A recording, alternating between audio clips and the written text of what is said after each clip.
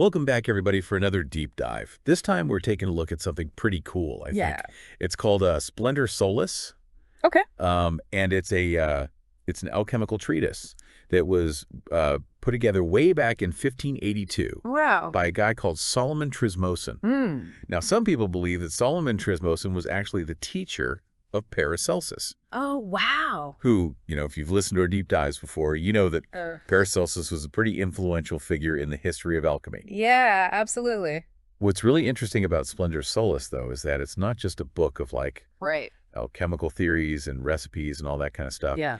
It's also got these really amazing allegorical illustrations Oh, wow. that just add a whole other layer of mystery and beauty to the whole thing. So it's like a work of art as well as a scientific text. Exactly. That's fascinating. Yeah, so our mission today is to kind of decode the secrets that Splendor Solis holds about alchemy. Okay. And not just the practical lab work, Right. but also that deeper spiritual side of alchemy. Yeah. And what can we learn from this text, Yeah. over 400 years later? It's really interesting because it's so easy to dismiss alchemy as, just some kind of outdated pseudoscience. Right. But when you actually really look into it, Yeah. you realize it was so much more than just, some crazy people trying to turn lead into gold, Right. It was a whole philosophy, like a spiritual pursuit. Even like you could say it was almost like a precursor to modern chemistry. Yeah. And even psychology. Absolutely. And Splendor Solis is broken down into 7 different treatises. Okay. Each one has a title that is just, draws you right in. Like what? You've got the origin of the stone of the philosophers. Yeah. The manifold operations of the whole work, the properties of the whole work. Okay. Just the titles themselves, I think, kind of promise this really kind of fascinating journey. Yeah, they sound pretty epic. So when we're talking about this, stone of the philosophers, Yeah. we have to remember that we're not talking about a literal stone here. Right. It's more like a concept. Yeah. Maybe even like an elixir Okay. that represents like the peak of the alchemical process. Oh, it's with the final product. Exactly. Okay. It's like the culmination of all that work. And alchemists believe that this philosopher's stone had actual powers. Oh, yeah. They believed it could do incredible things. Like what kind of stuff? Well, the famous one? Yeah. Turning base metals into gold. Right. But some even thought it held the secret to immortality. Wow. Okay, so this was the ultimate goal for alchemists. Yeah, you could say that. Wow. And it's interesting that even the title Splendor Solis has this double meaning. Oh, how so? Well, it can be translated as splendor of the sun, Yep. but it can also be splendor of the soul. Oh, wow. So it's kind of hinting at that deeper spiritual element. Exactly. Yeah. Yeah, it's he's talking about the transformation of matter. Ah, right. But also the transformation of the inner self. It's like those two things are connected somehow. Yeah, it's they're two sides of the same coin. Yeah. And the alchemists believe that by purifying and perfecting matter, Yeah. they were also purifying and perfecting their own souls. That's a really powerful idea. It is. And it makes me think about those allegorical pictures that we mentioned. Oh, yeah. They're not just random illustrations, are they? No, they're full of symbolism. Okay. Alchemists were really secretive about their knowledge. Right. And they used symbols and allegory to kind of hide their teachings from people who weren't initiated. So it was their way of protecting this sacred knowledge. Exactly. Okay, so we've got to kind of crack the code of these pictures Yeah, in a way. to understand the real meaning of the alchemical process. Right. And we can't always be sure, Yeah. what every little detail means. Right. But these images, they probably represent different stages of the alchemical work. Using this, symbolic language to describe, the transformation of matter. Right. And the soul. Okay, so give us an example. Okay, so one of them is you've got this king, Okay. and he's drowning in the sea. Oh, wow. And he's reaching out to this winged queen who's kind of hovering above him. That sounds pretty dramatic. It is, yeah. And remember, alchemists saw this whole transformation process as a kind of death and rebirth. Right. So the king drowning Yeah. could be the ego, the old self dissolving in chaos. Wow. And then the winged queen Yeah. Could be like wisdom or the higher self Okay. offering a way out. So it's like letting go of your old self to make way for a new transformed self. Exactly. Okay, what else is there? Well, there's another striking image of a tree, Oh. but it has golden branches and fruit. Wow. And you've got people in these different colored robes all interacting around it. That's like straight out of a dream. Yeah, it's very vivid. What do you think that one's trying to tell us? Well, it probably represents the different stages of the alchemical work, you know? Right. Like the different steps you have to take to reach that philosopher's stone. Okay. The golden fruit could be the ultimate goal, you know, like enlightenment. Yeah. And then all the people in the different robes, those could be the different forces you encounter along the way. Okay. You know, that's the challenges, the guides. So each color represents something different. It's possible. Yeah. Wow. It's amazing how these images, they can be interpreted on so many different levels. Absolutely. That's part of what makes this whole subject so interesting. Yeah, it's not just about the, you know, the literal processes, you know. Right. It's about the meaning behind it all. Exactly. The symbolism. Yeah, it's like each image is a piece of a puzzle. Mm-hmm. And when we put them all together, we start to see the bigger picture. Yeah, like a map of the alchemical journey. That's a great way to put it. And speaking of journeys, Oh, yeah. we can't forget about Solomon Trismosin himself. Right, the author. His story is just as fascinating as the pictures in the book. Yeah, it's like he was a real adventurer. Totally. He talks about how he traveled all over the place, looking for alchemical knowledge. Like he was on a quest. Yeah. And he worked with miners who said that they could actually transmute lead into gold. Wow. I know, it's crazy. He met all sorts of alchemists. Really? Some of them were legit and some of them were total frauds. So he had to sort the wheat from the chaff.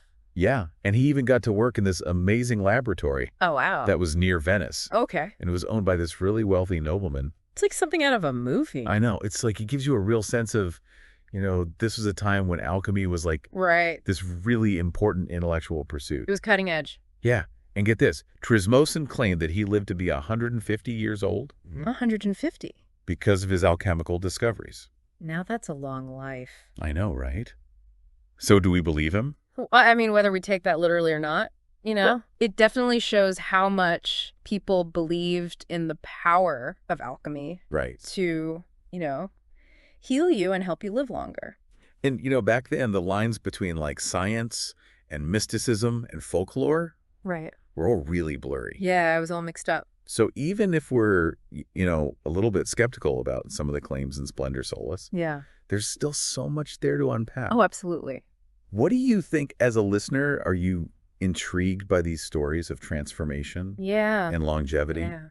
Are you feeling skeptical? Or somewhere in between. Yeah. Let us know. Because I think it's perfectly normal to be skeptical. Right. But even if we don't believe all the fantastical stuff, Yeah. there's something really interesting about how alchemy explored these ideas of transformation, Yeah. both of matter and the self. Absolutely. It's like alchemy's asking us to consider Well, maybe there's more to reality than we think. Mm. What if there are these hidden forces out there Yeah. just waiting to be unlocked? It's tantalizing ideas. It is. Yeah, like what if there's a whole other level of reality just waiting to be discovered? It's like they were like early scientists, but with this mystical side to it. Yeah, a little bit of magic thrown in. But getting back to Trismosin's alchemical process, Okay. the one that he called the Red Lion, Right, the red line.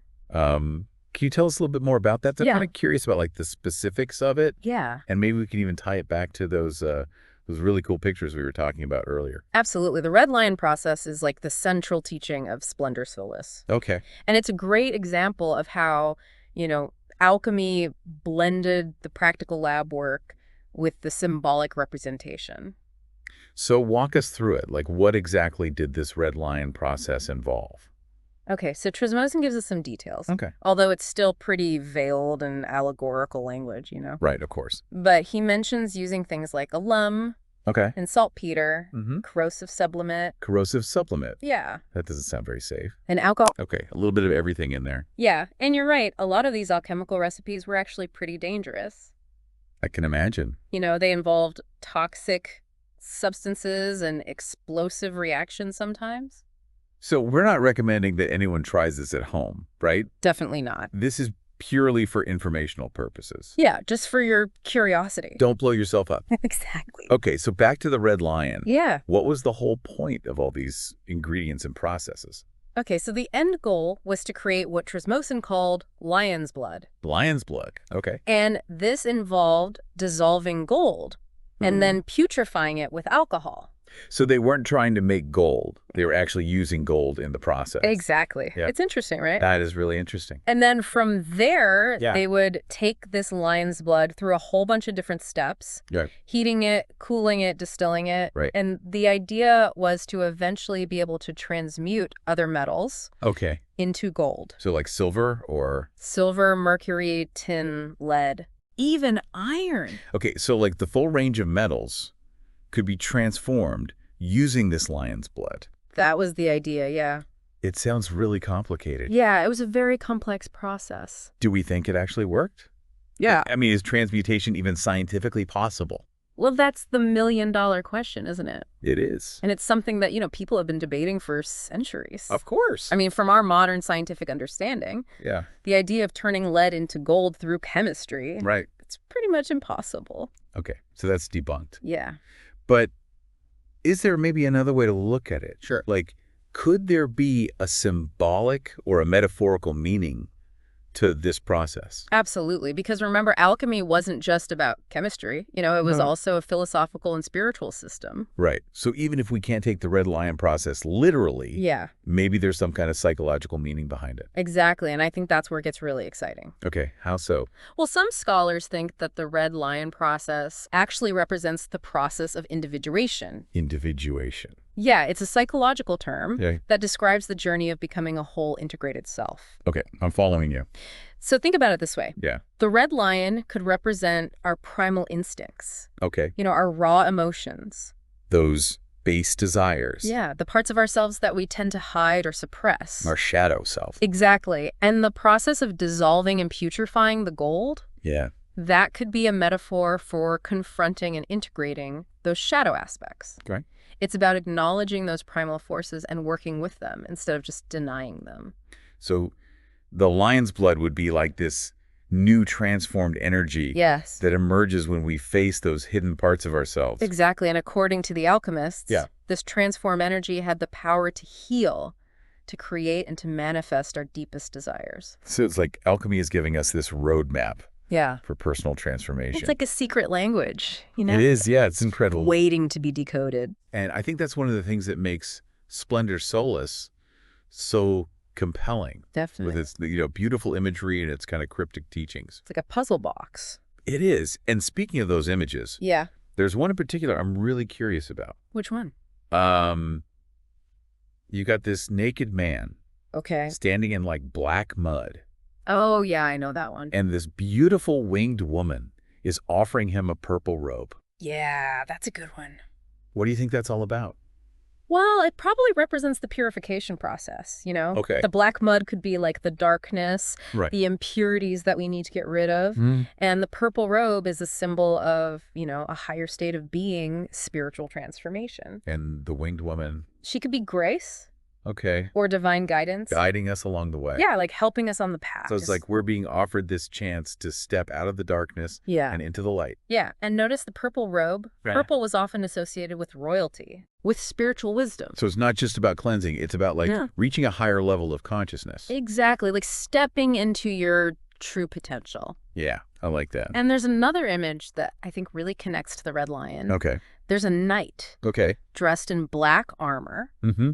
and he's standing on top of these two fountains. Two fountains. Got it. One of them is flowing with black liquid, Okay. and the other one is flowing with gold. Okay. And the two liquids mix together, and they turn the whole stream into gold. Wow, that's powerful. Yeah, it is. What do you think that one symbolizes?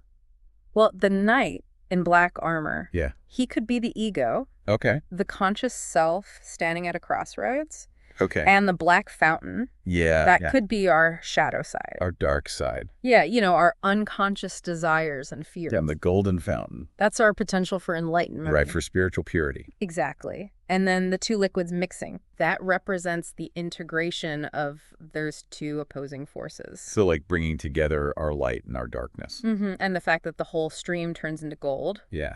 That suggests that by integrating our shadow side, Right. we can actually unlock our full potential. It's like those alchemists were way ahead of their time in understanding the importance of shadow work. Yeah, for You sure. said it's amazing how these ancient teachings can still resonate with us, centuries later. Absolutely. It's timeless wisdom. There's one more image though that we haven't talked about, Okay. and it's pretty striking. What is it? It's this monstrous black sun Okay. that's rising, and it's kind of eclipsing the true sun. Hmm. But you can still see these golden rays shining through. Oh, wow. So it's like a dark sun with light still coming out of it. Yeah, it's like ominous but hopeful at the same time. That's interesting. What do you think it means? I don't know, it's a tough one. Well, maybe it represents, the challenges and obstacles that we face on the path, on the alchemical path. The path to transformation. Exactly. The black sun could be like negativity or ignorance, Okay. or even the temptations that can lead us astray. But those golden rays, Yeah. they're like a reminder that even in the darkest moments, Right. there's still hope. Yeah. The true light can never be totally extinguished. It's like a symbol of resilience. Yeah. The human spirit can overcome anything. It's a beautiful message. It is. It is, one thing I've noticed about Trismosin is that he's really careful About what? not to give away too much information Oh, yeah. about the alchemical processes. He's very vague. It's all very veiled and, full of allegory and symbolism. Right. Why do you think that is? Do you think he was intentionally trying to keep the secrets of alchemy hidden? It's possible. I mean, alchemists were notoriously secretive. Right. And they often wrote in this, coded language to protect their knowledge from falling into the wrong hands. Right, like their own little secret society. Yeah, a brotherhood of knowledge. But there's also that passage where Trismosin talks about how he took an oath Yeah. not to reveal his art to anyone. Oh, right. And he even says that God's justice will punish those who boast about their alchemical knowledge. Wow. So it's like a moral obligation. It is, yeah. Like, Hmm. they really felt this sense of responsibility to protect this knowledge. Yeah, they weren't just playing games. Right. This was serious stuff. They saw themselves as, like, guardians of this ancient wisdom. Mm-hmm. Yeah. Protecting it from misuse. And that makes sense because they believed that this knowledge, if it was used in the wrong way, Right. it could be really dangerous. Absolutely. It's like a powerful tool that needs to be handled with care. Mm-hmm. Powerful stuff. Yeah. Makes you wonder if some of those secrets, were actually lost to time. Yep. Or maybe they were intentionally hidden, to prevent them from being misused. It's possible. I mean, it could be that the real secrets weren't ever supposed to be like literal instructions. Right. Maybe they were more like metaphors Yeah. to guide us on our own inner journeys. I like that idea. Speaking of discoveries, though, Yeah? there's this other part of Splendor Solis that we haven't talked about yet. What's that? All the stuff about the Philosopher's Stone's healing powers. Oh, yeah. That's a whole other chapter. It is, yeah. Mhm. I mean, Trismosin claims that the tincture Right. that they made with the red lion process Mhm. could cure like all kinds of diseases. Yeah. It's supposed to be like a panacea. Right, like the ultimate cure-all. Alchemy and medicine kind of intersect there in a really interesting way. They do, yeah. It's like this ancient form of like holistic healing, Yeah. recognizing that the body and the mind and the spirit are all connected. The all one system. Yeah. And Trismosin specifically says that the tincture could heal things like paralysis, Wow. dropsy, leprosy fevers, even mental illness. So it was supposed to be like a miracle cure. It was. Yeah. Yeah. So do we believe him? I mean, is there like any scientific basis to any of this? Well, you got to remember that back then, their understanding of disease was way different than ours. Right. So what they thought was caused by, whatever they thought was wrong with them. Right. Maybe it was something else entirely. Yeah, like the placebo effect or just the body's natural ability to heal itself. Exactly. Okay, so we have to take those claims with a grain of salt. Yeah, for sure. But I still think there's something powerful Mm-hmm. about the idea that transformation can be a healing force. Oh, absolutely. That's like if we see disease as a form of imbalance, Mm-hmm. then maybe the Philosopher's Stone Yeah. is like this symbol for restoring balance and harmony To the whole system. to the body and the mind. Yeah. It's like they understood that the mind can have a huge impact on the body's ability to heal itself. And that's something that modern medicine is starting to recognize more and more. Totally. It's like these ancient ideas are finding new life in modern science. It's true. So maybe we can't, actually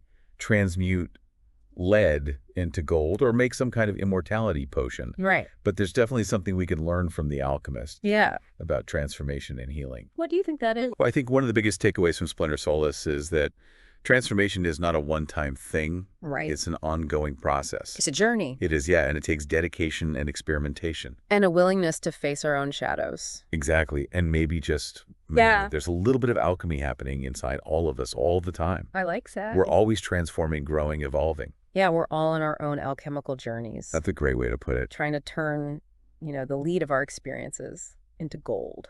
Into wisdom and compassion and self-realization. Exactly. So as we wrap up our deep dive into Splendor Solis today, Yeah. I want to leave you with one final thought. Okay. Remember that image of the monstrous black sun Yeah. with the rays of golden light shining through? Powerful image. Yeah, and I think it reminds us that even in the darkest times, there's always hope. There's always a spark of the divine within us. That's beautiful. Keep that in mind as you go on your own journey of transformation. Embrace the challenges. Yeah. Learn from your shadows. Never stop searching for that gold within yourself. Couldn't have said it better myself. Thanks. So thanks for joining us on this alchemical adventure. Yeah. We hope you enjoyed it and that you learned something new. And maybe even feel inspired to start your own alchemical journey.